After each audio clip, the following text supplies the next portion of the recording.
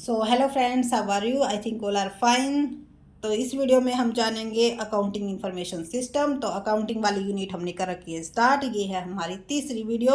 ठीक है, तो introduction of accounting information system होता है क्या है, फर्स्ट ऑफ ऑल यही जान लेते हैं। तो अकाउंटिंग इंफॉर्मेशन सिस्टम यानी कि जो अकाउंट है उसकी इंफॉर्मेशन सिस्टम के थ्रू हमें मिलना, उसी को हम क्या बोलते हैं, अकाउंटिंग इंफॉर्मेशन सिस्टम। तो एक बार इसकी डेफिनेशन कर लेते हैं। An accounting information system gather data, describe the organisation activity, maintain a detailed financial report of the organization operation, transform the data into information, make the information available to user both inside and outside the organization, and accounting system contribute to problem solving by so accounting system software का मतलब क्या निकल के आया कि हम data को क्या करते हैं, जो भी काम हम मैन्युअली करते आ रहे हैं अकाउंटिंग का, वो सारा का सारा हम अकाउंटिंग सिस्टम यानी कि कंप्यूटर के ऊपर करते हैं, एप्लीकेशंस को यूज़ करके करते हैं। डाटा को क्या करने का काम, उसको हम डाटा को गैदर करते हैं, उसके बाद उसको मेंटेन करते हैं, उससे फाइनेंशियल रिकॉर्ड तैयार करते हैं कि पूरा का पूरा प्रोसीजर इसके अंदर भी फॉलो किया जाता है। और किस लिए, ताकि जो इनसाइड और आउटसाइडर यूजर्स है ऑर्गेनाइजेशन के, उनको हम एक्यूरेट डाटा अवेलेबल करवा सकें। So contribute to problem solving, कौन कौन सी प्रॉब्लम सॉल्विंग में कंट्रीब्यूट करता है? ये फर्स्ट है आपकी producing standard management report that summarising the firm financial condition. तो सबसे पहले ये हमें क्या तैयार करके देता है, फर्म्स फाइनेंशियल कंडीशन के बारे में। तो जो हमने अकाउंटिंग के बारे में की थी वही ये यहाँ पर भी वही आएंगी। क्यों? क्योंकि देखो, जिस तरह से हमारे जो फाइनेंशियल स्टेटमेंट हम मैन्युअली तैयार करते हैं, अपने हाथ से तैयार करते हैं, अकाउंटिंग इंफॉर्मेशन सिस्टम में क्या किया जाता है, वही चीज़ें कंप्यूटर की हेल्प से तैयार की जाएंगी। तो इसका मतलब क्या है, जो हमारी फाइनेंशियल पोजीशन वगैरह शो होती है वही इसी में शो होगी। तो इसकी हेल्प से भी हम क्या जान पाएंगे कि फर्म की फाइनेंशियल कंडीशन कैसी है। उसके बाद है providing the database that is used by other information system.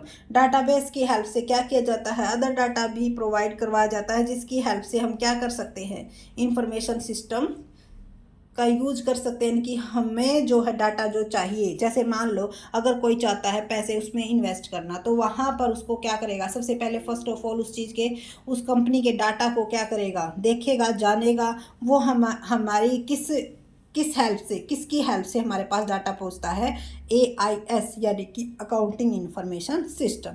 So definition क्या है, an accounting information system is a system of collecting, processing, summarising and reporting information about a business organisation in monetary terms. यानी कि जो हम समझते आ रहे हैं, क्योंकि अकाउंटिंग में क्या किया जाता था, मॉनिटरी टर्म्स में, मॉनिटरी वैल्यू में कन्वर्ट करके ये कलेक्टिंग, प्रोसेसिंग, समराइजिंग, रिपोर्टिंग, ये सभी तो काम किए जाते थे। वही सेम काम किस में किए जाते हैं, अकाउंटिंग इंफॉर्मेशन सिस्टम में। अब उसके बाद है फीचर या करेक्टरिस्टिक्स कौन कौन सी हैं अकाउंटिंग इंफॉर्मेशन सिस्टम की। So first of all AIS helps in handling and manipulate data, accounting and financial transaction of an organization। तो हेल्प करता है किस में, मैनिपुलेट करने में, डाटा को किसके अकॉर्डिंग, हमारी रिक्वायरमेंट के अकॉर्डिंग। ठीक है, AIS is responsible for meeting information needs by generating report. यानी कि रिपोर्ट जो है जनरेट करके किनके पास पहुंचाता है, आउटसाइडर और इंटरनल को, ताकि जो आउटसाइडर हैं वो भी डिसीजन ले सके और इंटरनल भी क्या ले सके, डिसीजन ले सके। तो इंटरनल मीन्स हमारी जो मैनेजमेंट है वहाँ पर डाटा पहुँचाना। आउटसाइडर मतलब जो गवर्नमेंट्स हैं, जो जिनको रिक्वायरमेंट है कि भाई हमारा जो काम है वो लीगली चल रहा है या नहीं चल रहा, टाइम पे हम टैक्स पेमेंट कर रहे हैं या नहीं कर रहे हैं। तो ये काम भी हमारा किसका होता है, अकाउंटिंग इंफॉर्मेशन सिस्टम का होता है। Accounting information system is helpful in producing futuristic data in the form of budget forecast. Budget, अगर हम कोई बजट वगैरह तैयार कर रहे हैं फ्यूचर्स के लिए, तो उसमें भी ये क्या करेगा, हमारी हेल्प करेगा। AIS is helpful to maintaining accounting information as per guidelines by the law. जो गाइडलाइंस है लॉ की, उन सभी चीज़ों को कंसीडर करते हुए डाटा तैयार करेगा। AIS is highly crucial for the organisation and then can easy and harmful manipulate thus it is required to keep a highly safe and secure environment to ensure its safety। यानी कि क्या है, जो AIS है उसमें हम क्या कर सकते हैं, इजीली डाटा को मैनिपुलेट कर सकते हैं। क्यों? क्योंकि अगर मैनुअली करेंगे तो कहीं पे कटपट भी दिख जाएगी, कहीं पे हम देख सकते हैं डाटा थोड़ा बहुत कटा हुआ है या फिर उसको मैच कर सकते हैं। लेकिन जिसको कंप्यूटर की अच्छी सी नॉलेज है ना, वो डाटा को अपनी रिक्वायरमेंट के अकॉर्डिंग तभी क्या कर लेता है, मैनिपुलेट कर लेता है, और जो हमारी एक्चुअल फाइनेंशियल पोजीशन है वो शो नहीं हो पाती है। तो जिसकी वजह से ये क्या हो जाता है, कई बार हार्मफुल हो जाता है। तो इसीलिए इसको जब हम यूज़ करेंगे तो सेफली तरीके से इसको यूज़ करना चाहिए। उसके बाद है AIS सब सिस्टम। तो 4 मेन सब सिस्टम होते हैं जो कि किस में यूज़ किए जाते हैं, AIS में यूज़ किए जाते हैं। सो फर्स्ट है input, process, output, control. Input, process, output, इसका मतलब क्या है देखो। तो इस डायग्राम की हेल्प से अच्छे से क्लियर करके इसको समझते हैं। 1 मिनट। वैसे तो पेन पेपर की हेल्प से और अच्छे से समझा सकते थे, लेकिन टाइम की शॉर्टेज होते हुए डायरेक्ट बुक से ही समझाना पड़ रहा है। सो फर्स्ट है इनपुट, प्रोसेस, आउटपुट। इनपुट डालते हैं, प्रोसेस होती है, आउटपुट मिलता है। और इन तीनों चीज़ों को कौन कंट्रोल करके रखता है, ठीक है, उसको क्या बोलते हैं, कंट्रोल। यानी कि जो ये 4 सब सिस्टम हैं ये AIS में यूज़ किए जाते हैं, ठीक है। यानी कि डाटा को डालेंगे, ट्रांजेक्शन्स को उसमें प्रोसेस होगी और जो इनपुट चाहिएगा वो हमारा आ जाएगा। कंट्रोल का यहाँ पर मतलब क्या है कि क्या कंट्रोल करके लगता है कि जो भी हमारे लॉ हैं, जो रूल रेगुलेशन है, उन चीज़ों को जो हमारा डाटा है वो फॉलो कर रहा है या नहीं कर रहा है, सभी प्रिंसिपल फॉलो किए जा रहे हैं या नहीं किए जा रहे, इन सब चीज़ों पर कंट्रोल करके रखता है। तो ये 4 जो है मेन सब सिस्टम है किसके, अकाउंटिंग इंफॉर्मेशन सिस्टम के। इसके बाद चलते हैं नेक्स्ट स्लाइड पे। अब तक हम अकाउंटिंग इंफॉर्मेशन सिस्टम पढ़ते आ रहे हैं। अब इसका पर्पस क्या है अकाउंटिंग इंफॉर्मेशन सिस्टम का, तो क्या पर्पस है, आपके जो 6 इंपॉर्टेंट पर्पस होते हैं। सेल्स ऑर्डर प्रोसेसिंग, इसका मतलब क्या है, जो भी हमारे सेल्स के जो ऑर्डर मिले हैं, यानी कि जिसके बारे में invoice from customer and data requirement for sales analysis and inventory control, यानी कि वो सारा का सारा डाटा, उस सारे का रिकॉर्ड रखना होता है, वो क्या होता, किस में होता है आपका, सेल्स ऑर्डर प्रोसेसिंग में। उसके बाद है इन्वेंट्री कंट्रोल का मतलब क्या है कि कौन कौन से चेंजेस करने हैं इन्वेंट्री के अंदर, बढ़ाना है, घटाना है, वो सारे के सारे इंफॉर्मेशन यहीं से हमें मिलती है। अकाउंट रिसीवेबल से हमें क्या इन्फॉर्मेशन मिलेगी कि these system keep records of amount oven by the customer with the help of data generating by customer purchase and payment. इसकी हेल्प से अकाउंटिंग रिसीवेबल जो सिस्टम होता है उसकी हेल्प से हम क्या लेते हैं कि हमारे जो कस्टमर हैं वो क्रेडिट परचेज कितना कर रहे हैं, पेमेंट कितनी कर रही है, ठीक है। इस चीज़ के बारे में हमें किससे पता चलता है, अकाउंट रिसीवेबल से चलता है। उसके बाद है accounts payable. This system keeps record of the data related to purchase from supplier and the payment made to them, कि हमने सप्लायर से कितना उधार पे खरीदा है और कितनों की हमने पेमेंट कर दी है। तो अकाउंट्स पेएबल सिस्टम इस चीज़ को रिकॉर्ड रखता है। उसके बाद है payroll. The payroll system record the data from the employees time card. They are responsible for producing the paycheck and other document like earning statement, payroll report, labor analysis report, etc. यानी कि हमारी जो employees की wages है, salary है, कितना उन्होंने काम किया है, कितनी हमने उनकी पेमेंट की है, कितनी रहती है, लेबर एनालिसिस रिपोर्ट की लेबर कितना हमारा वर्क हमें करके दे रही है, ये सारे की सारी जो चीज़ किस सिस्टम में रिकॉर्ड होती हैं, पेरोल सिस्टम की हेल्प से। जनरल लेजर की हेल्प से क्या, the general ledger system consider the data received from, यानी कि इन सभी से जो भी डाटा रिसीव होता है, account receivable, account payroll, account payable and other accounting information system, उन सब को कंसोलिडेट, उन सब को क्या करती है, इकट्ठा करती है, किस में, जनरल लेजर में। तो ये थे हमारे क्या purpose of accounting information system. हमारा अकाउंटिंग इंफॉर्मेशन सिस्टम का क्या पर्पस है, क्योंकि अलग अलग जो सिस्टम है वो अलग अलग टाइप की डाटा को रिकॉर्ड करते रखते हैं, जो कि हमारे किस में हेल्प लेते हैं, हमारे मैनेजमेंट के डिसीजन में हेल्पफुल रहते हैं। उसके बाद चलते हैं नेक्स्ट पॉइंट की तरफ। So management information system and accounting information system. तो देखो ये दोनों नाम हम सुनते हैं कई बार और इसमें कंफ्यूज भी हो जाते हैं।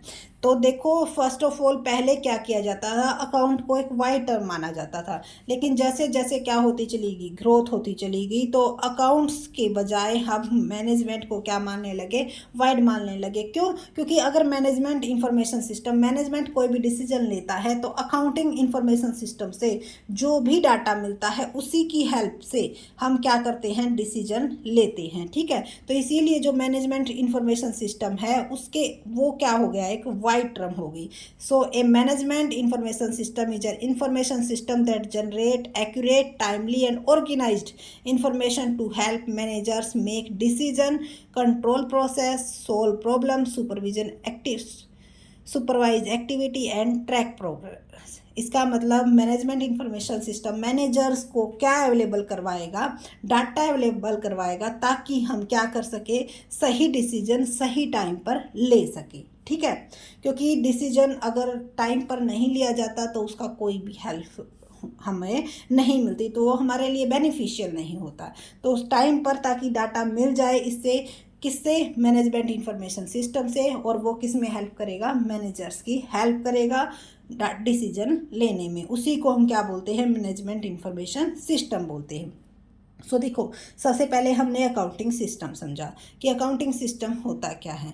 ठीक है, अकाउंटिंग सिस्टम में हम क्या करते हैं, पार्ट होता है किसका, अकाउंटिंग इंफॉर्मेशन सिस्टम का। अकाउंटिंग सिस्टम में हमने डाटा को कलेक्ट किया, जनरेट किया, उसके बाद इसी इंफॉर्मेशन को अकाउंटिंग इंफॉर्मेशन सिस्टम की हेल्प से हम क्या करते हैं, इस पर थोड़ा सा और फर्दर वर्क करते हैं और अलग अलग रिपोर्ट तैयार करते हैं, उसको एनालाइज करते हैं और कहाँ पे भेज देते हैं, मैनेजमेंट इंफॉर्मेशन सिस्टम में। मैनेजमेंट इंफॉर्मेशन सिस्टम इसमें क्या किया जाता है, इसमें और भी अच्छे से इसको क्या किया जाता है, डिसीजन लिए जाते हैं, किसके द्वारा, मैनेजर्स के द्वारा। क्यों? क्योंकि इसमें डाटा को फुल ही एनालाइज और इंटरप्रेट कर दिया जाता है। So accounting system is a part of accounting information system and accounting information system and accounting system both are part of management information system and management information system is a wide term.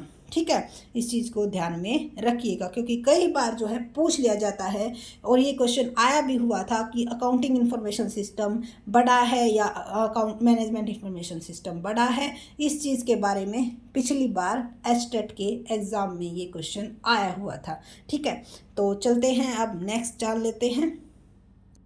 इस diagram की help से आप काफ़ी अच्छे से समझ जाओगी कि वाइड टर्म क्यों है। क्योंकि देखो मैनेजमेंट इंफॉर्मेशन सिस्टम में ओनली अकाउंटिंग इंफॉर्मेशन सिस्टम को इंक्लूड नहीं किया जाता, human resource information system, financial information system, marketing information system, manufacturing information system, यानी कि ये सभी इंफॉर्मेशन कोलेक्ट होके किस में जाती है, मैनेजमेंट इंफॉर्मेशन सिस्टम में जाती हैं, जो कि मैनेजर्स की क्या करती हैं, हेल्प करती है डिसीजन लेने में। तो इस डायग्राम से आपको कंफर्म हो गया होगा कि management information system wide term है, क्योंकि इसके अलावा और भी बहुत सारे सिस्टम इसके अंदर इंक्लूड है।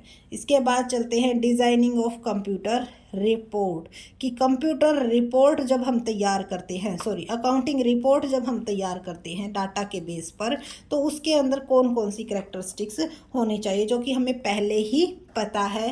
रिलीवेंट होना चाहिए, इट मीन्स जो डाटा हमें चाहिए वो उसी के अकॉर्डिंग हमें मिलना चाहिए।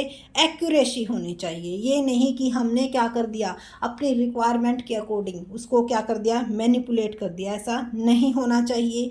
टाइमलीनेस, यानी कि टाइम पर डाटा मिलना चाहिए। ठीक है, जो डाटा हमें जिस टाइम पर चाहिए उसी टाइम पर हमें वो डाटा मिल जाए। कंसाइसनेस मतलब कंसिस्टेंसी होनी चाहिए, डाटा में क्या होनी जरूरी है, कंसिस्टेंसी होनी जरूरी है। जैसे हम कहते हैं ना कि अगर एक मेथड को यूज़ किया जा रहा है तो उसी मेथड को यूज़ करो, ताकि हमें जो है अब एकदम से अगर कोई चेंज करते हैं तो वो कब कर सकते हैं, जब उससे हम और ज़्यादा एक्यूरेट वे में इंफॉर्मेशन दे पाए। और अगर कोई चेंजेस करते हैं तो उसकी इंफॉर्मेशन हमें जो टॉप लेवल मैनेजमेंट है वहाँ तक पहुँचानी होती है, ताकि जब हम डिसीजन लेते हैं तो उनमें कोई भी डिसीजन ऐसा ना हो कि हमें नहीं पता हो कि अब की बार हमने कुछ चेंजेस किया है जिसकी वजह से हमारा ये कंक्लूजन निकल के आ रहा है। उसके बाद है कंप्लीटनेस, कोई भी चीज़, अगर किसी भी चीज़ की हमें कंप्लीट नॉलेज है तो बेस्ट होती है। वो कहते हैं ना आधा अधूरा ज्ञान सबसे खतरनाक होता है, तो वो यहीं पर यहाँ पर भी वही रूल इम्प्लीमेंट होता है। तो जो इंफॉर्मेशन, जो रिपोर्ट तैयार की जाए वो कंप्लीट इंफॉर्मेशन दी जाए। अब इसके लिए अब हम एक एग्जांपल ले लेते हैं। मान लो अब जो है एकदम से जब कोरोना आया तो सभी कंपनी किस में चली गई, लॉस में चली गई। ठीक है, तो कोई अदर देखेगा, कई साल के बाद उस डाटा को देखेगा तो सोचेगा कि भी कंपनी तो लॉस में जा चुकी है, इसका मतलब ये कंपनी क्या है, अच्छी नहीं है। लेकिन अगर उसको फुल इन्फॉर्मेशन इसकी दी जाएगी कि भाई इस वजह से ये कंपनी उस टाइम पे लॉस में थी, वरना ये कंपनी की सिचुएशन कंडीशन बहुत ही अच्छी है, तो किसी भी चीज़ के बारे में कंप्लीट नॉलेज हमें होनी चाहिए। वही रिपोर्ट हमारी क्या मानी जाती है, बेस्ट रिपोर्ट मानी जाती है। अब जो भी हम अकाउंटिंग रिपोर्ट तैयार करते हैं, करैक्टरिस्टिक्स तो पता चलेगी कि ये 5 करैक्टरिस्टिक्स होनी चाहिए। उसको डिज़ाइन कैसे करेंगे, ठीक है। तो अकाउंटिंग रिपोर्ट को डिज़ाइन करने के लिए कौन कौन से स्टेप जो है फॉलो किए जाते हैं। सबसे पहले डिफाइनिंग द ऑब्जेक्ट। सबसे पहले तो हमें अपने ऑब्जेक्ट के बारे में पता होना चाहिए। अब मान लो हमें रिपोर्ट भेजनी डेटर्स के पास और डाटा कलेक्ट कर रहे हैं हम अपने क्रेडिटर्स का, ठीक है, कि हमारे क्रेडिटर्स कितने हैं, तो वो उनके लिए वैल्यूएबल नहीं होगी। सो फर्स्ट ऑफ ऑल हमें क्या जानना है कि जो हमारी रिपोर्ट जो हमें तैयार करनी है उसका ऑब्जेक्टिव क्या है, content and format of the report. उसके बाद ये जानते हैं कि कौन सा कंटेंट हमें लेना है और कैसा फॉर्मेट हमें रिपोर्ट का तैयार करना है। उसके बाद manipulate the data base. Data को हम क्या करेंगे, फिर उसी के अकॉर्डिंग, अपनी रिक्वायरमेंट के अकॉर्डिंग, अपने फॉर्मेट के अकॉर्डिंग मैनिपुलेट करेंगे और फिर क्या कर देंगे, रिपोर्ट को तैयार कर देंगे, फाइनलाइज द रिपोर्ट। तो अब हमारी रिपोर्ट जो है क्या हो जाएगी, तैयार हो जाएगी। अब हम जानते हैं कि पहले हमने क्या जाना कि रिपोर्ट होनी कैसी चाहिए, यानी कि क्या क्या करैक्टरिस्टिक्स उसकी होनी चाहिए। उसके बाद हमने क्या जाना कि किन किन स्टेप्स को हम फॉलो करेंगे। अब जानेंगे टाइप ऑफ रिपोर्ट, कि रिपोर्ट कितने टाइप की होती है। फर्स्ट है हमारी कस्टमर रिपोर्ट, ठीक है, कि कस्टमर्स, कितने कस्टमर्स हमारे इसके अंदर आते हैं, कितने हमारे साथ अभी भी जुड़े हुए हैं, कितने हमारे से परचेज करना छोड़ दिया है, इस चीज़ के बारे में रिपोर्ट जो तैयार की जाती है उसको हम बोलते हैं कस्टमर रिपोर्ट। सप्लायर रिपोर्ट, कि कहाँ कहाँ से हमें जो है गुड्स सप्लाई हो रही है, कहाँ कहाँ से हमारी जो रिक्वायरमेंट है वो पूरी की जा रही है, ये रिपोर्ट तैयार करना सप्लायर रिपोर्ट। उसके बाद है समरी रिपोर्ट। समरी रिपोर्ट क्या करती है, एक समरी तैयार करती है। जैसे हम क्या करते हैं, प्रॉफिट एंड लॉस अकाउंट बनाते हैं, उसी तरह से एक समरी तैयार होगी किसकी, हमारी सभी एक्टिविटीज़ की। उसके बाद है डिमांड रिपोर्ट। डिमांड रिपोर्ट क्या शो करेगी, इन्वेंट्री वैल्यूएशन रिपोर्ट।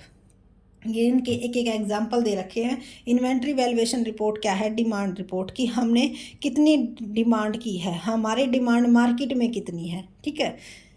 उसके बाद है exception report. Exception report some specific condition, कुछ स्पेसिफिक कंडीशन के टाइम पर हम इसको क्या करते हैं, यूज़ करते हैं। जैसे मान लो अंडर स्टॉकिंग हो गया या ओवर स्टॉकिंग हो गया, यानी कि जो माल है वो या तो हमारे पास बहुत ही ज़्यादा पड़ा हुआ है या फिर हमारी रिक्वायरमेंट से भी बहुत ही कम है। तो उस टाइम पे हम कौन सी रिपोर्ट तैयार करते हैं, एक्सेप्शन रिपोर्ट तैयार करते हैं। उसके बाद है रिस्पॉन्सिबिलिटी रिपोर्ट। रिस्पॉन्सिबिलिटी रिपोर्ट कौन सी होती है, जिसमें हम responsibility report are various report prepared by the managers responsible, कि हम किस चीज़ के लिए, किस चीज़ को, यानी कि जैसे अब परचेज है, परचेज के रिगार्डिंग जो भी डिसीजन है उसके लिए हम किसको जिम्मेवार ठहरा सकते हैं, परचेज मैनेजर को। तो इसी तरह से जिसके लिए हमें रिस्पॉन्सिबिलिटी देखनी है उसकी सेल्स की, मान लो अगर हमारी सेल्स कम होती जा रही है तो हम सेल्स की रिपोर्ट बनवाएंगे और सेल्स मैनेजर को उसके प्रति क्या जिम्मेवार ठहरा सकते हैं, रिस्पॉन्सिबल। तो उसी को हम क्या बोलते हैं, रिस्पॉन्सिबिलिटी रिपोर्ट बोलते हैं। तो ये थी हमारी टाइप ऑफ रिपोर्ट। अब एक लास्ट टॉपिक रह गया इस लेसन का आपका, रिलेशन क्या है accounting information system, management manufacturing information system and human resource system. तो देखो एक साइकिल की हेल्प से, क्योंकि ये साइकिल जो है चलता रहता है, ये नहीं कि एक बार हमने रिपोर्ट तैयार कर दी फिर वहीं पर हम आगे कभी रिपोर्ट तैयार नहीं करेंगे। तो फर्स्ट ऑफ ऑल देखो, सबसे पहले क्या की जाएगी, मैन्युफैक्चरिंग जो डिपार्टमेंट है वो क्या करेगा, एक मिनट, ह्यूमन रिसोर्स डिपार्टमेंट से स्टार्ट होगी। ह्यूमन रिसोर्स डिपार्टमेंट क्या करेगा, लिस्ट देगा किसकी, वर्कर्स कैटेगरी वाइज और वेजेस पेएबल, कि इतने वर्कर्स है इस कैटेगरी में और उनकी इतनी वेजेस हमें पे करनी है, किसको, मैन्युफैक्चरिंग डिपार्टमेंट को। अब मैन्युफैक्चरिंग डिपार्टमेंट क्या करेगा, report on poor performance for the purpose of deduction, कि भाई इनकी सैलरी कौन तैयार करेगा, अकाउंट डिपार्टमेंट तैयार करेगा। तो ये क्या भेजेगा, रिपोर्ट भेजेगा कि किसकी पुअर परफॉर्मेंस है, किसकी सैलरी हमें डिडक्ट करनी है, इस चीज़ के बारे में क्या करेगा, रिपोर्ट भेजेगा। अब जो ये अकाउंट्स जो रिपोर्ट जो तैयार की है, अब अकाउंट डिपार्टमेंट में ये रिपोर्ट भेज दी, तो अकाउंट डिपार्टमेंट वापस किसके पास भेजेगा, एचआरडी डिपार्टमेंट के पास। क्या रिपोर्ट भेजेगा, रिपोर्ट ऑन नेट वेजेज, कि इनकी net wages paid to the workers and other statutory dues, कि कौन कौन से ड्यूज रहते हैं और कितनी इनकी पेमेंट बनती है, उन सब चीज़ों के बारे में ह्यूमन रिसोर्स डिपार्टमेंट के पास वापस रिपोर्ट भेजेगा। इसी तरह से फिर report to wages payable to the workers, कि वर्कर्स की रिपोर्ट्स भेज देगा कि कितनी वेजेस पे करनी है। Report on payment made, payment बनाई और मैन्युफैक्चरिंग डिपार्टमेंट के पास भेज दी। मैन्युफैक्चरिंग डिपार्टमेंट क्या करेगा, report on the level of production per worker for the purpose of any deduction, तो manufacturing department human resource department के पास भेजेगा कि भाई आपके वर्कर्स जो है उनका कितनी डिडक्शन करनी है, उनका लेवल कैसा है प्रोडक्शन का, इस चीज़ के बारे में तो प्रोडक्शन डिपार्टमेंट ही बताएगा। ठीक है, तो ये इस तरह से ये प्रोसेस चलता रहता है और यही रिलेशनशिप है किसमें, AIS, MIS और HRS में। सो आई थिंक आपको ये चैप्टर अच्छे से हो गया होगा क्लियर। अगर कोई डाउट है तो आप कमेंट सेक्शन में पूछ सकते हो, क्योंकि टाइम थोड़ा सा कम रहता है इसी वजह से बुक की हेल्प से, ताकि कोई भी पॉइंट ऐसा नहीं रहना चाहिए कि कोई पॉइंट आपका रह गया। सो पूरा टॉपिक क्लियर करवाने की कोशिश की गई है। अगर आपको अच्छे से समझ में आया है तो वीडियो को लाइक कीजिए, चैनल को सब्सक्राइब कीजिए और शेयर कीजिए। नेक्स्ट वीडियो में ये जो हमारा कंप्लीट है ये शायद कंप्लीट हो जाएगा और फिर उसके बाद देखते हैं नेक्स्ट वीडियो किसके ऊपर बनानी है, वो आप सजेशन में कमेंट सेक्शन में बता सकते हो। So thank you so much.